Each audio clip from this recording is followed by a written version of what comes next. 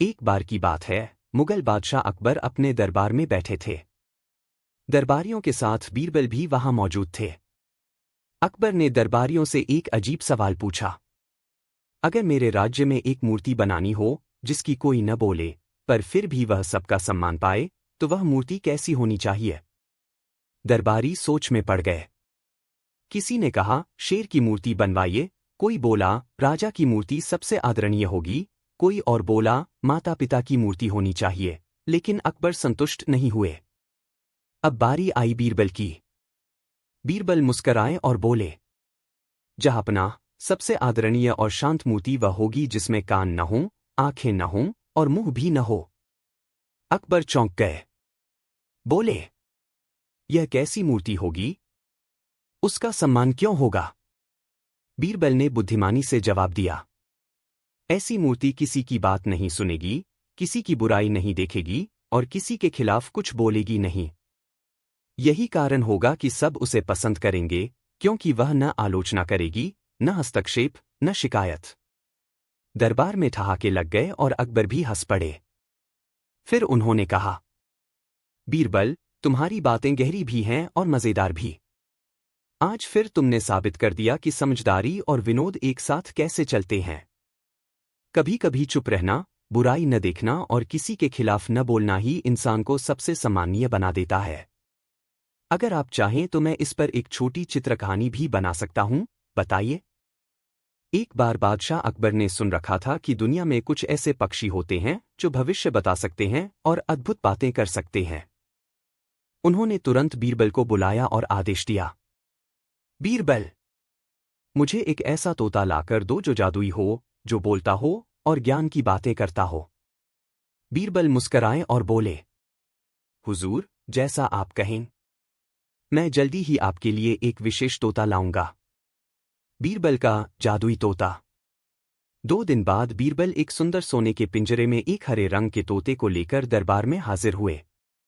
अकबर ने पूछा, तोता क्या बोलता है?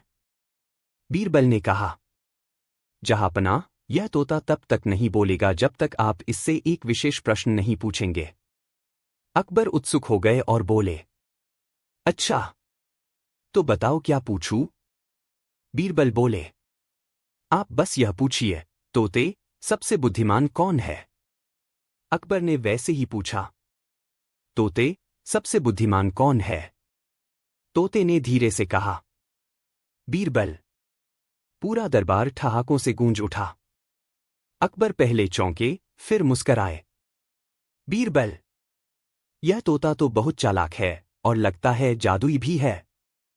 बीरबल ने झुककर कहा, जहांपनाह, जादू तो विश्वास और बुद्धि में है, तोते में नहीं। बुद्धि और हास्य जब साथ हो तो हर बात जादुई बन सकती है, जैसे बीरबल का तोता। एक दिन बादशाह अकबर उदास बैठे थे।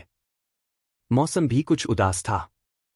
उन्होंने बीरबल से कहा, बीरबल, काश कोई ऐसा दरबार होता जहां सिर्फ सच्चे, बुद्धिमान और ईमानदार लोग जा सकते। कितना सुंदर होता ऐसा दरबार। बीरबल मुस्कराए और बोले, जहांपनाह, अगर आपकी आज्ञा हो तो मैं ऐसा ही एक जादुई दरबार बना सकता हूं। जादुई दरबार की तैयारी। अगले ही दिन बीरबल ने घोषणा करवा दी, शाही बाग में एक विशेष जादुई दरबार लगेगा जिसमें वही व्यक्ति प्रवेश कर सकेगा जो सच्चा, बुद्धिमान और ईमानदार हो। यह सुनकर पूरा शहर उत्सुक हो गया। दरबार में आने की तैयारी सब करने लगे। दरवाजे पर एक बड़ा सा बोर्ड लगा था, अगर तुम झूठे हो, मूर्ख हो या बेईमान हो तो प्रवेश करते ही तुम्हें दरबार बाहर फेंक देगा। चमत्कार। दरबार के द्वार पर कुछ पहरेदार थे जो बीरबल के आदमी थे। लोग आते, बोर्ड पढ़ते और डरकर वापस चले जाते। बहुत कम लोग हिम्मत करके अंदर जाते। शाम तक सिर्फ कुछ ही लोग अंदर पहुंचे, जिनमें कई साधु, गरीब किसान और बच्चे थे। अकबर खुद यह सब देख रहे थे। उन्होंने बीरबल से कहा, बीरबल, यह तो सचमुच कमाल का दरबार है। लोग खुद ही डरकर बाहर रह गए। बीरबल हंसते हुए बोले, जहांपनाह, जादू दरबार में नहीं, इंसान की अंतरात्मा में होता है।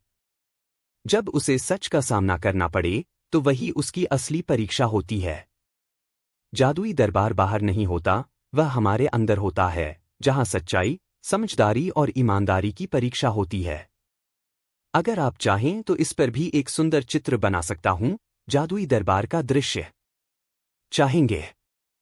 एक बार बादशाह अकबर अपने नए बनाए गए महल में बहुत खुश थे। यह महल बेहद भव्य था, लाल बलुआ पत्थर, संगमरमर की नक्काशी, विशाल बाग बगीचे और बीचों बीच एक सुंदर फव्वारा। अकबर ने बड़े गर्व से अपने दरबारियों से कहा, इस पूरे हिंदुस्तान में ऐसा महल किसी के पास नहीं होगा। सभी दरबारी उनकी हाँ में हाँ मिलाने लगे, लेकिन बीरबल चुप थे। अकबर ने पूछा, बीरबल, तुम कुछ नहीं कह रहे। क्या तुम्हें मेरा महल पसंद नहीं आया? बीरबल मुस्कराए और बोले, जहांपनाह, महल तो अत्यंत सुंदर है, लेकिन इससे भी सुंदर वह चीज होती है जो इसे जीवंत बनाती है। अकबर चौंके। क्या मतलब? इससे भी सुंदर? वह क्या? बीरबल बोले, वह है न्याय, प्रेम और ज्ञान की हवा जो इस महल में बहेगी। अगर सिर्फ दीवारें हों और मन में घमंड, तो महल पत्थर का मकान बन जाता है। लेकिन अगर राजा में दया और न्याय हो, तो महल स्वर्ग बन जाता है। अकबर कुछ देर सोचते रहे, फिर बोले, बीरबल, तुमने सच कहा। महल की भव्यता बाहर से नहीं, उसके अंदर की भावना से होती है। अकबर ने फिर से आदेश दिया कि महल के अंदर गरीबों के लिए एक विशेष कक्ष हो, जहां उन्हें मदद दी जाए और हर दिन ज्ञान की सभा लगाई जाए। भव्यता सिर्फ इमारतों से नहीं आती, सच्चा वैभव इंसान के गुणों, न्याय और सेवा से आता है। दरिया, नदी किनारे टहल रहे थे। मौसम बड़ा सुहाना था, पर अचानक अकबर के मन में एक मजेदार ख्याल आया। वो मुस्कराते हुए बीरबल से बोले, बीरबल, क्या तुम ऐसा घोड़ा ला सकते हो जो दरिया पार कर ले, लेकिन उसके पैर पानी को छुए नहीं? बीरबल थोड़े चौंके, पर तुरंत मुस्कराए और बोले, जहांपनाह, मैं जरूर ऐसा घोड़ा लाऊंगा, लेकिन मेरी भी एक शर्त है। अकबर ने पूछा, क्या शर्त? बीरबल बोले, आप मुझे वह दरिया दिखाइए जिसमें पानी हो, लेकिन पानी बहता न हो और उसमें नमी भी न हो। अकबर हंस पड़े। उन्हें समझ आ गया कि बीरबल ने मजाक में ही सही, बड़ी बात कह दी। अकबर ने बीरबल से कहा, बीरबल, तुम हमेशा अपनी बुद्धि से सवाल को पलट देते हो। सच में, तुम्हारे जैसा कोई नहीं। कभी कभी सवाल से ज्यादा उसका तरीका और समझ मायने रखती है। बीरबल की चतुराई बताती है कि हर मुश्किल बात को भी हल्के और हंसी के साथ सुलझाया जा सकता है। यह कहानी बीरबल की बुद्धिमानी और तेज दिमाग की एक शानदार मिसाल है। कहानी का आरंभ। एक दिन एक व्यापारी दरबार में रोते हुए आया। उसने अकबर से शिकायत की, जहांपनाह, मेरी दुकान से रात में कीमती गहने चोरी हो गए हैं। मुझे शक है मेरे नौकरों में से किसी एक ने यह चोरी की है, लेकिन सब अपने को निर्दोष बता रहे हैं। अकबर ने तुरंत बीरबल को बुलाया और कहा, बीरबल, यह रहस्य तुम ही सुलझा सकते हो। बीरबल की चतुराई। बीरबल ने सभी नौकरों को दरबार में बुलाया। फिर उसने सबको एक एक लकड़ी की छड़ी दी और कहा, यह छड़ी जादुई है। जिसने चोरी की है, उसकी छड़ी सुबह तक 1 इंच बड़ी हो जाएगी। सभी नौकर डरते डरते छड़ी लेकर चले गए। अगले दिन बीरबल ने सभी को फिर दरबार में बुलाया और सबकी छड़ियां नापी। उसने तुरंत एक को चोर बता दिया। अकबर चौंके। बीरबल, ये चमत्कार कैसे हुआ? बीरबल मुस्कराए और बोले, जहांपनाह, कोई जादू नहीं हुआ। मैंने सबको एक जैसी छड़ी दी थी। लेकिन चोर डर गया था कि उसकी छड़ी सच में बड़ी हो जाएगी, इसलिए उसने अपनी छड़ी को रात में 1 इंच काट दिया। इसलिए उसकी छड़ी बाकी सबसे छोटी थी और वही चोर था। चतुराई केवल तेज दिमाग से नहीं आती, वह सूझबूझ, धैर्य और इंसान की समझदारी से आती है। बीरबल हमें सिखाते हैं कि बिना गुस्से और हिंसा के भी हम सच्चाई तक पहुंच सकते हैं। एक दिन एक बूढ़ा आदमी दरबार में आया और बोला, जहांपनाह, मेरे पड़ोसी ने मेरी कीमती लोहे की छड़ी, आयरन रॉड, चुरा ली है। मैंने उसे कुछ दिनों के लिए रखवाली के लिए दी थी, लेकिन अब वह मना कर रहा है। अकबर ने बीरबल से कहा कि वह मामले की जांच करें। बीरबल उस पड़ोसी के पास गए और बोले, सुना है कि तुमने अपने पड़ोसी की लोहे की छड़ी रखी थी? वह आदमी बोला, नहीं जनाब, उसने मुझे कभी कुछ नहीं दिया। बीरबल ने बिना बहस किए कहा, ठीक है, तो फिर हमें तुम्हारे घर एक रात के लिए वह बांस की पेटी देखने को देना होगा जिसमें तुम्हारा सामान रखा है, बस जांच के लिए। वह आदमी डर गया, लेकिन मना नहीं कर सका। उसने वो पेटी दे दी। बीरबल की चतुराई। बीरबल ने उस पेटी को दरबार लाकर कुछ लोगों से कहा कि उसे गर्म जगह पर रखा जाए। कुछ देर बाद जब पेटी को खोला गया तो उसमें लोहे की गंध और छड़ी के निशान साफ थे। बीरबल ने कहा, लोहे की गंध और निशान इस बात का प्रमाण है कि छड़ी यहीं रखी गई थी। चोर पकड़ा गया। सच्चाई साबित करने के लिए बड़ी चालाकी की जरूरत होती है, न कि सिर्फ ताकत की। बीरबल ने न तो जोर जबरदस्ती की, न ही किसी को सताया, बस चतुराई से न्याय किया।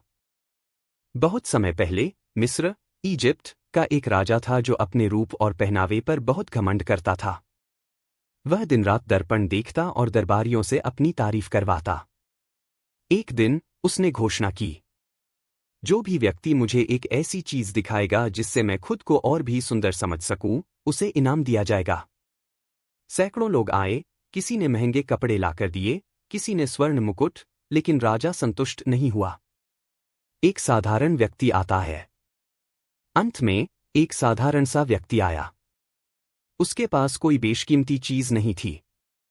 उसने सिर्फ एक छोटा सा आईना, मिरर, राजा को दिया और कहा, जहांपनाह, यह कोई साधारण शीशा नहीं है। इसमें आप वही देखेंगे जो आप वास्तव में हैं, न कि सिर्फ चेहरा, बल्कि आपका मन, आपकी आत्मा। राजा ने आईना देखा और पहली बार उसे अपने चेहरे के पीछे की घमंड की झलक दिखाई दी। वह चौंका। यह तो कोई जादुई शीशा है। आदमी बोला, नहीं जहांपनाह, यह साधारण शीशा है। लेकिन जब आप ध्यान से और सच्चाई से देखते हैं तो हर शीशा जादुई बन जाता है। राजा मौन हो गया। परिवर्तन। उस दिन के बाद राजा ने घमंड छोड़ दिया और अपने लोगों की सेवा करने लगा। उसने हर दिन उस शीशे में खुद को देखा, अपने कर्मों को, न सिर्फ चेहरे को। सच्ची सुंदरता केवल चेहरे में नहीं, नजर और नीयत में होती है। घमंड की नजर झूठ दिखाती है, लेकिन सच्चाई की नजर आत्मा तक पहुंची है। अगर आप चाहें तो इस कहानी पर एक चित्र बना सकता हूं, जिसमें राजा खुद को आईने में देख रहा हो और पीछे उसका घमंड और फिर शर्म की झलक दिखे। बनवाऊं? एक समय की बात है, एक गांव में एक मेहनती किसान रहता था। वह अपनी जमीन पर काम करता, बीज बोता और फसल उगाता। लेकिन उसमें एक बुरी आदत थी, वह हमेशा कड़ी मेहनत करने के बजाय सामान्य रास्तों को चुनता था। उसे जल्दी काम निपटाने की आदत हो गई थी। वह कभी अपने काम को सही से नहीं करता था, बल्कि जल्दी जल्दी और आधे अधूरे तरीके से काम करता था। एक दिन किसान ने एक नया खेत खरीदा। उसने सोचा कि अगर वह जल्दी से कुछ बीज बोकर फसल उगा सके तो फायदा होगा। उसने बिना जांच किए और बिना तैयारी के मिट्टी में बीज बो दिए। उसे लगता था कि यह जल्दी से फसल दे देगा। कुछ महीने बाद जब किसान ने खेत में काम किया तो उसने पाया कि फसल बिल्कुल भी नहीं बढ़ी थी। मिट्टी में कोई नमी नहीं थी और बीज सही तरीके से नहीं बोए गए थे। किसान समझ नहीं पा रहा था कि ऐसा क्यों हुआ। एक बुजुर्ग किसान उसके पास आया और कहा, तुमने खेती की शुरुआत में ही जल्दीबाजी की थी। तुम्हारी बुरी आदतों के कारण तुम्हारी मेहनत और समय दोनों बेकार हो गए। किसान को एहसास हुआ कि उसने बुरी आदत अपनाई थी, काम को जल्दी जल्दी और आधे अधूरे तरीके से करना। यदि उसने सही तरीके से खेत तैयार किया होता, मिट्टी की जांच की होती और ध्यान से बीज बोए होते, तो परिणाम अलग होते। किसान ने अपनी गलती मानी और अपनी आदतों में सुधार किया। उसने भविष्य में हर काम को समय पर और सही तरीके से करने का निर्णय लिया। समय और मेहनत दोनों को सही दिशा में इस्तेमाल किया और धीरे धीरे उसने अपने खेत में बहुत अच्छी फसल उगाई। बुरी आदतें हमारी मेहनत और समय को बेकार कर देती हैं।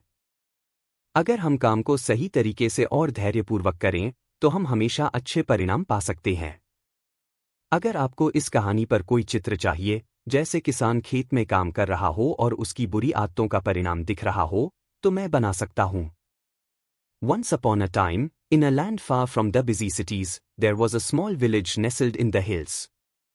The villagers lived simple lives, with a deep respect for nature and the land that fed them. However, among the villagers, there lived a man named Qadir who was known for his honesty, wisdom, and kindness. Qadir was a servant to a wealthy merchant, and despite the hardships he faced in his life, he carried himself with a dignity that made him stand out. Qadir, the slave or the free man. Qadir was often called a slave by many because he worked tirelessly for the merchant, who paid him pittance. Yet, Qadir never saw himself as mere servant. He did not define himself by his role, nor did he let the world define him. To him, the idea of slavery was not about the physical chains one wore, but about the mental shackles that bound the soul. Qadir's master, Zafar, was wealthy merchant with numerous servants and slaves. He had built his fortune through trade and owned vast lands. Despite his riches, Zafar was a cruel man, arrogant and prideful. He treated his slaves as nothing more than tools for his own gain, forcing them to work day and night without rest. However, in his mind, he was a free man because he had power, wealth, and influence. But Qadir was different. Though he worked under Zafar's command, he never allowed the merchant's cruelty to define his life. He was content with what he had. He woke up early every morning, greeted the sun with gratitude, and performed his duties with care. His heart was free, even if his body was bound to serve the merchant's wealth and power. Zafar, the merchant, had everything a man could want: a beautiful home, exquisite clothing, and gold that glittered like the stars. He spent his days enjoying lavish feasts while his servants toiled away, breaking their backs in the fields or cleaning his mansion. But Zafar was a man who believed that his wealth gave him power over others, and with that belief, he became increasingly ruthless. One day, Zafar called Qadir to his mansion. He wanted Qadir to help him with a new business venture, a caravan of trade that would bring him even more wealth. Qadir agreed, as he always did, without hesitation. He knew that his duty was to serve, but he also believed that by working with Zafar, he could guide him toward a better understanding of life. Over the next few months, they worked together, and the caravan flourished. But the more Zafar gained, the more arrogant he became. He began to treat Qadir and the other servants with even more disdain, ordering them to work harder and faster, with no thought for their well-being. Qadir's heart began to ache as he watched his fellow slaves suffer under Zafar's growing cruelty. The day of reckoning.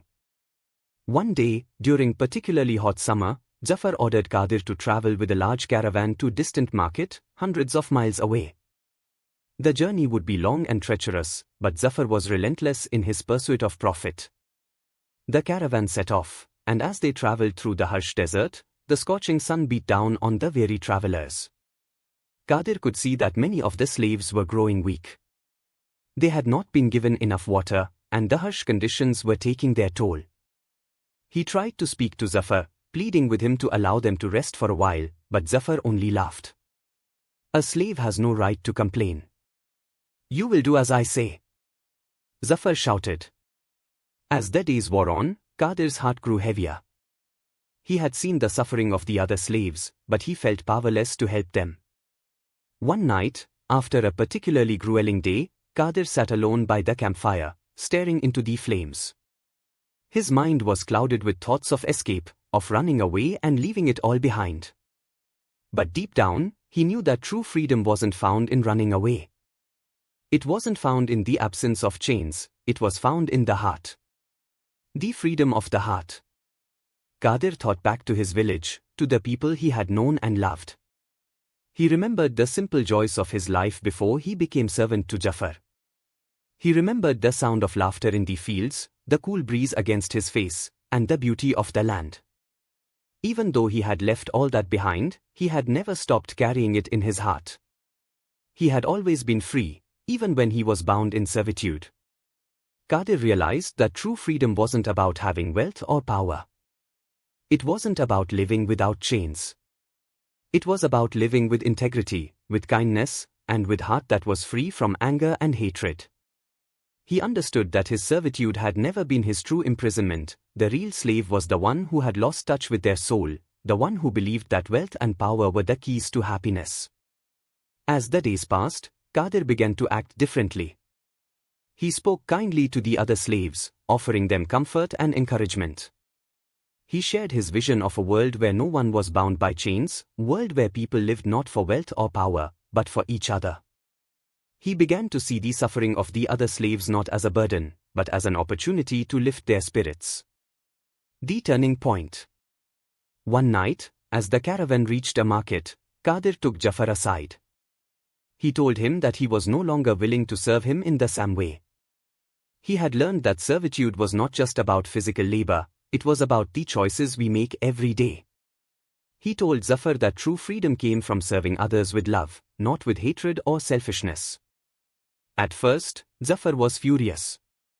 He couldn't understand how anyone could refuse his command. But as the days passed and he watched Qadir's kindness and wisdom influence the other slaves, something began to change inside him. For the first time, Jafar felt something he had never felt before: humility. The merchant's change of heart. Jafar, realizing that the wealth he had accumulated had not brought him true happiness, began to change.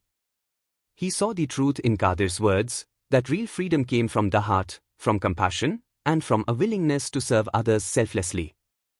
He began to treat the slaves with more kindness and respect, and over time, the caravan became more than just a business venture. It became a symbol of unity and shared purpose. Jafar eventually set out to free many of his slaves, offering them chance to live their lives with dignity. But Qadir, the man who had taught him the true meaning of freedom, chose to stay with him, not as a slave, but as the true meaning of freedom. Qadir's life was never the same after that day. He had freed himself from the chains of servitude in a way that Jafar had never understood. He had learned that the real chains are those of the mind, not the body. The true slave is the one who believes that wealth and power are the ultimate goals in life, that one's worth is determined by their social status. Qadir knew that as long as he lived with honor, kindness, and humility, he would never be a slave again. He had found freedom in his heart, and that was the greatest treasure of all. The moral of the story. True freedom is not found in the absence of physical chains, but in the freedom of the mind and heart. The real slave is not the one who works for someone else, but the one who is a prisoner of their own desires, fears, and ego.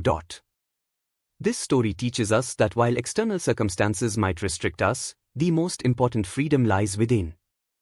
It's in how we choose to respond to challenges, how we treat others, and how we maintain our integrity.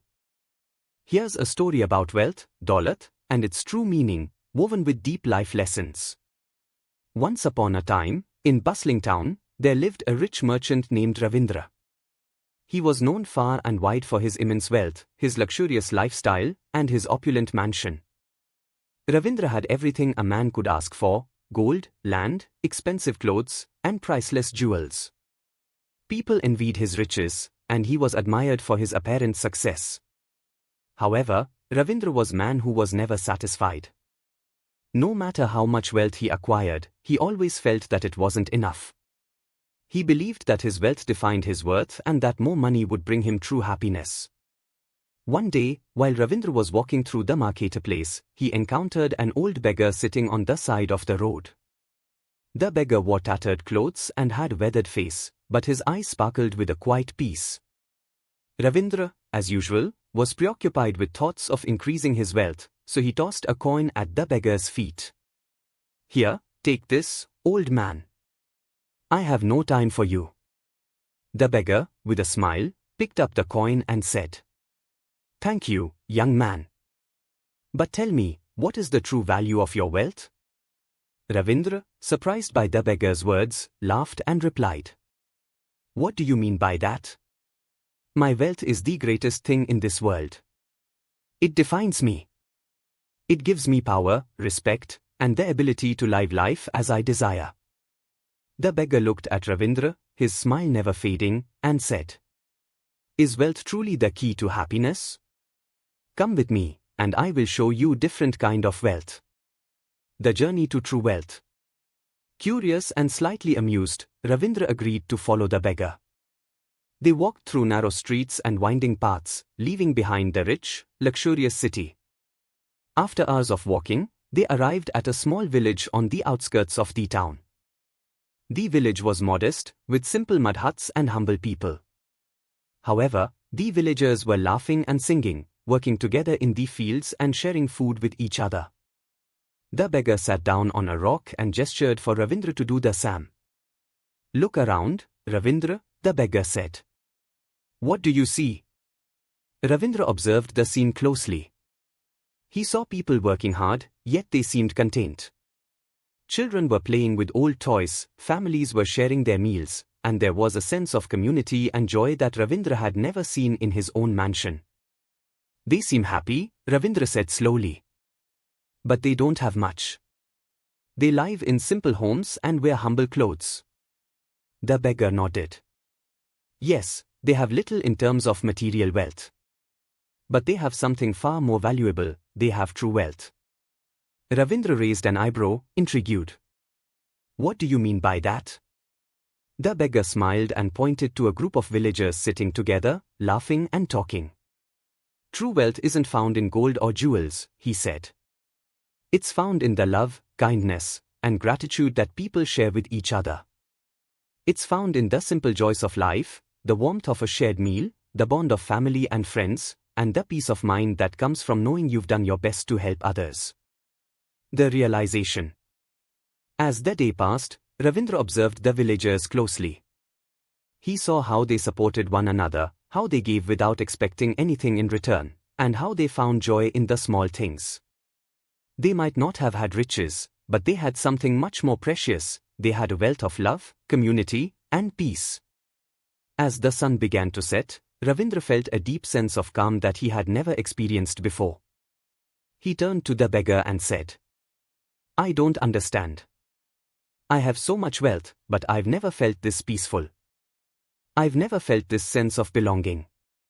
How is it that these simple people have found happiness, while I am constantly chasing after more and more?" The beggar's eyes twinkled as he answered, "Ravindra, wealth does not reside in material possessions. True wealth is not about how much you have, but how much you give, how much you share, and how much you appreciate the small moments in life. It's about the richness of your spirit, the love you offer others, and the peace you feel in your heart." The return. The next morning, Ravindra returned to his mansion with a changed heart. He no longer looked at his gold and jewels with pride. Instead, he began to see them for what they were, temporary things that could not bring him lasting happiness.